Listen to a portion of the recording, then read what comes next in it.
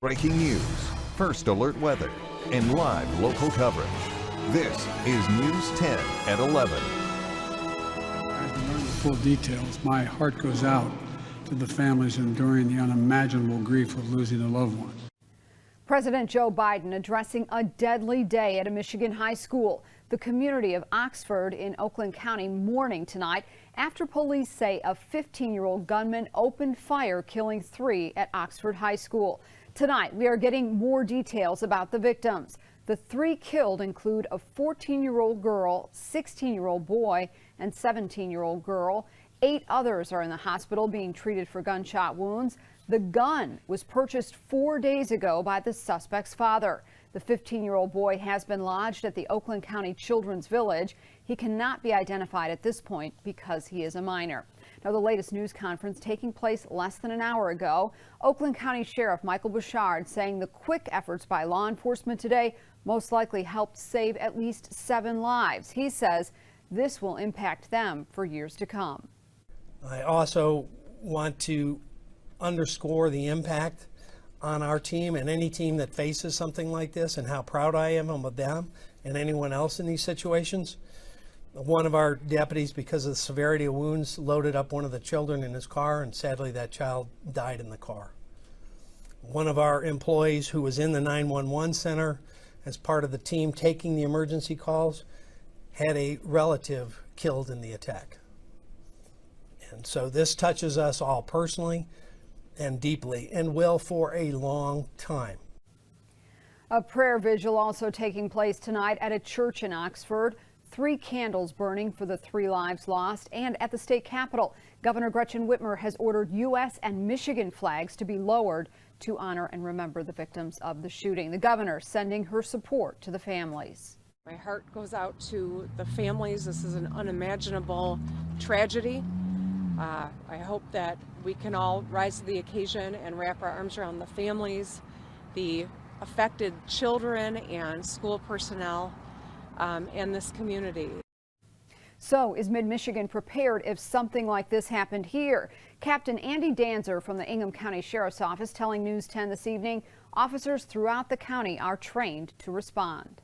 We do train regionally with other agencies in how to respond to these, and basically it's trying to get there as quickly as you can, but then being able to pair up, whether it's an officer from Mason PD, Leslie PD, Lansing Police Department, the area agencies trained together for these active violence incidents, again, so that we're prepared for it. A local superintendent also weighing in tonight, reflecting on security measures in his district. News 10's Jace Harper picks up our coverage from there. He joins us now live from the newsroom. Jace. And it seems whenever tragedy strikes, it causes many to reflect on things that are important to them.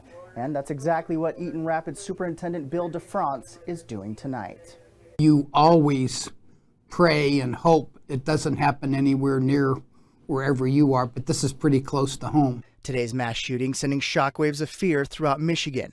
Eaton Rapids Superintendent Bill DeFrance says it's one of his worst nightmares. My first reaction to this was, what have we been doing to be able to take care of ourselves? Many rural schools are set up very similar to Eaton Rapids, where grades K through 12 are located in the same building, or at least the same campus. DeFrance says even with the safety protocols they've already implemented, he says the events in Oxford has him wondering if there's more his district can do to protect the students. But I think this just gives us a little bit more impetus to pay attention and heighten our awareness of those things because, as I said, while it's tragic, this is close to home.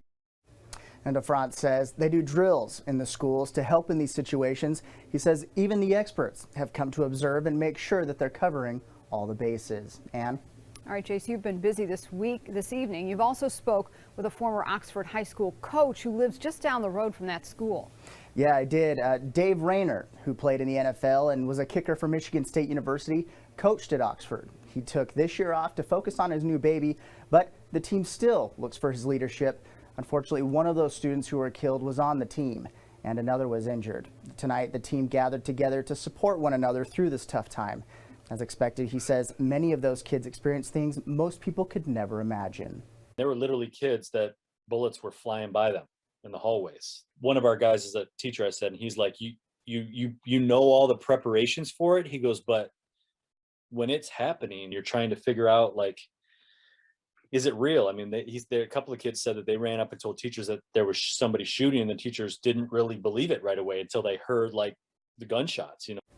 Rayner says he hopes that all parents will talk to their kids about reporting any strange behavior to an adult, also to hug those you love tonight.